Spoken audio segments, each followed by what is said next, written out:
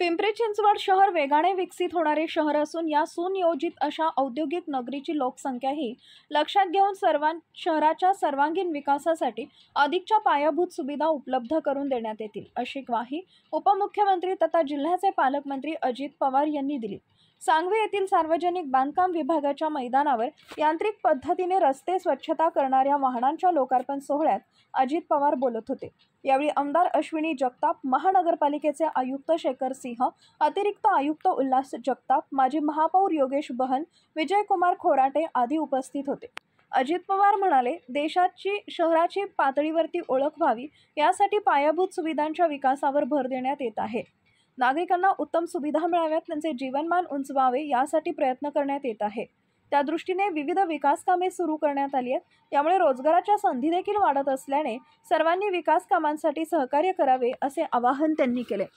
उपमुख्यमंत्री पुढे म्हणाले, पिंपरी चिंचवड महानगरपालिका क्षेत्रात उंच इमारती बांधल्या जातात। त्यासाठी सक्षम आणि अद्ययावत अग्निशमन यंत्रणा असणं गरजेचं आहे।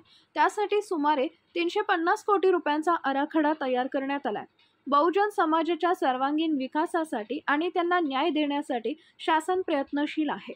पिंपरी चिंचवड शहराची 2032 ची अंदाजित लोकसंख्या लक्षात घेऊन पाणी पुरवठ्याचं नियोजन प्रशासनाकडून करण्यात येत आहे। देशात मोठ्या प्रमाणात विकास कामे सुरू आहेत।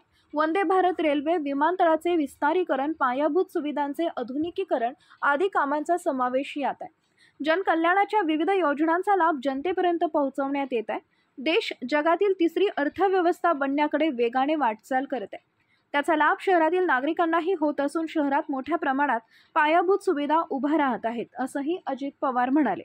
कार्यक्रमाला स्थानिक नागरिक, माजी नगरसेवक आणि लोकप्रतिनिधी मोठ्या संख्येने उपस्थित होते।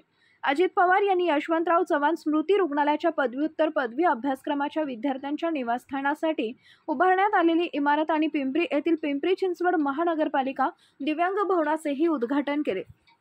या भवनात occupational therapy, physiotherapy, speech therapy, music therapy, audiology, dance therapy सह आधुनिक तंत्रज्ञानाच्या माध्यमातून उपचारांची सोय करण्यात आली आहे।